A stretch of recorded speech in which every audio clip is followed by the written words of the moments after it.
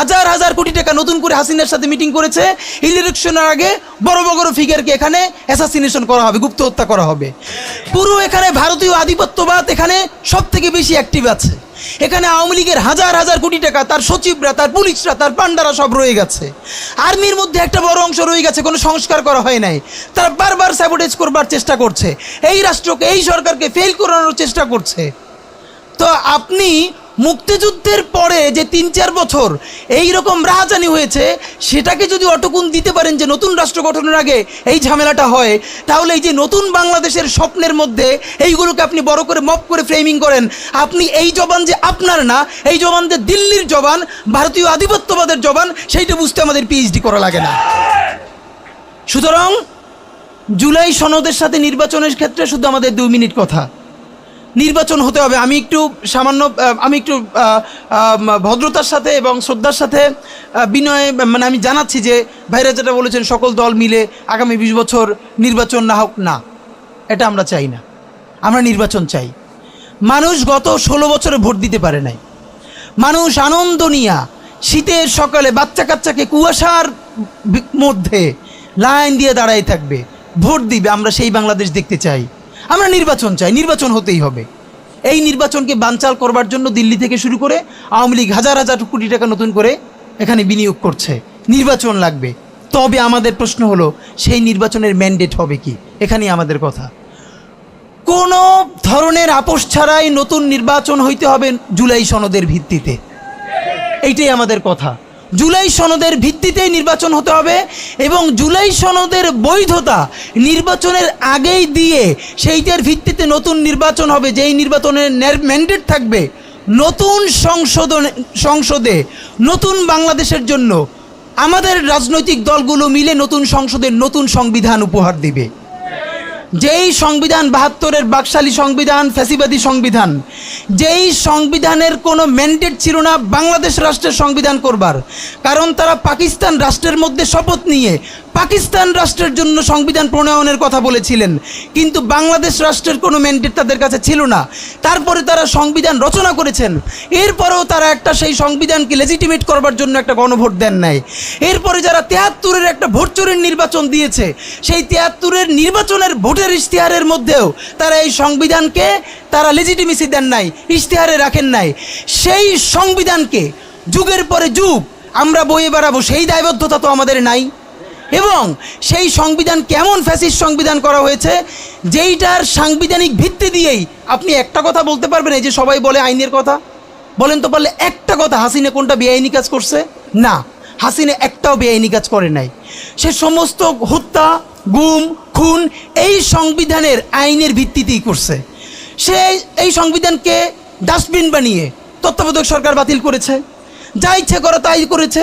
এবার তো সে তো বেআইনি কিছু করে নাই, কথা তো সত্য। আমার বিএনপির ভাইদের প্রতি শুধু একটা আফসোস লাগে, কারো কারো দেখি 72-এর সংবিধানের প্রতি তাদের কি গভীর প্রেম। যেই সংবিধানের মধ্য দিয়ে বাকশাল এসেছে, যেই সংবিধান গণতন্ত্র হত্যা করেছে। আজকে বিএনপির ভাইদেরকে একটা কথা বলি, আপনারা হয়তো অনেকে জানেনও না। পৃথিবীতে দ্বিতীয় ইতিহাস আছে কিনা মান্না ভাই জানলে বলবেন, আমি ভাইয়ের কাছ থেকে শুনতে চাইব। জিয়াউর রহমান তো একজন সামরিক শাসক ছিলেন। একজন সামরিক শাসক সামরিক ফরমান জারি করে দেশে গণতন্ত্র ফিরেইছে, পৃথিবীতে এই নজির নাই যেটা জিয়াউর রহমান করছেন। আপনারা কি জানেন? এই যে জিয়াউর রহমান গণতন্ত্র ফিরাইলেন, যার মাধ্যমে আওয়ামী লীগও রাজনীতি করার সুযোগ পাইল বাকশালের পর, সেটা কিসের মধ্য দিয়ে? তখন তো সংসদ নাই, সংবিধান তো সংশোধনও করা যাইতেছিল না। কিসের মধ্য দিয়ে? জিয়াউর রহমানের সামরিক ফরমানের মধ্য দিয়ে। পৃথিবীর একমাত্র একজন সামরিক শাসক যিনি ফিল করলেন না, সামরিক পন্থা দিয়ে করা যাবে না, গণতন্ত্রে ফিরতে হবে। এবং দেখেন হাসিনারে এবং আওয়ামী লীগের চরিত্রটাই হলো এইরকম, এর যে একটু ভালোবাসে তারে সে হত্যা করে। শহীদ প্রেসিডেন্ট জিয়াউর রহমান শেখ হাসিনাকে দেশে আসার অনুমতি দিছিলেন, সুযোগ দিছিলেন এবং বলছে থাক সবাই রাজনীতি করুক।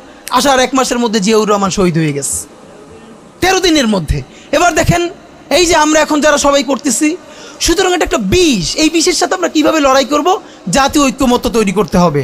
সুতরাং পলিটিক্যাল পার্টি এবং সবার প্রতি একটা কথা, প্লিজ আপনারা বিএনপিকে শতভাগ কর্নার করে দিয়েন না।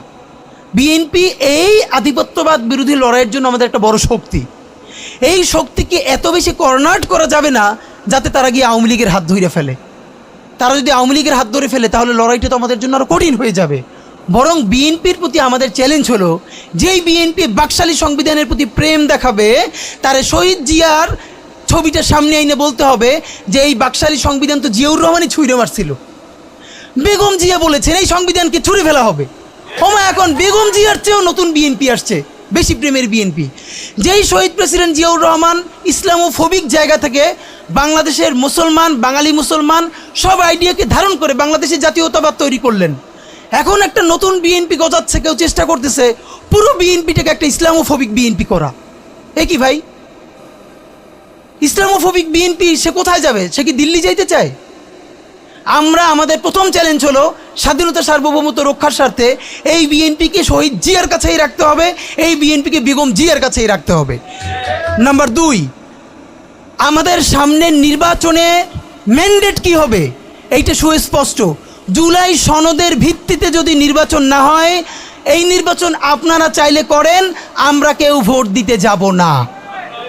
নাম্বার 3, সেই নির্বাচনের পরে সংসদের ম্যান্ডেট কি হবে?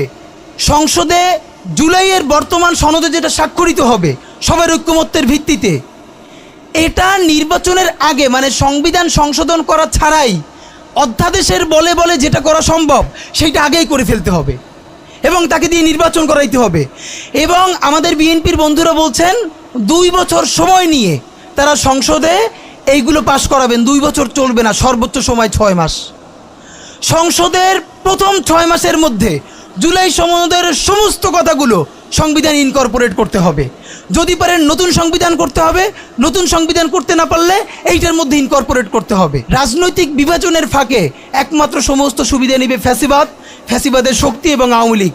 আমরা আমাদের জীবন থাকতে বাংলাদেশের মাটিতে ভারতীয় আধিপত্যবাদ থেকে শুরু করে আর কোনো বিদেশি আধিপত্যবাদ, হাসিনা এবং ফ্যাসিবাদকে মেনে নিব না।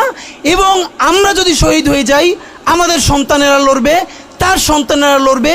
কিয়ামত পর্যন্ত বাংলাদেশ নামক জমিন যতদিন বেঁচে থাকবে ততদিন পর্যন্ত আজাদির সন্তানেরা লড়াই করবেই করবে।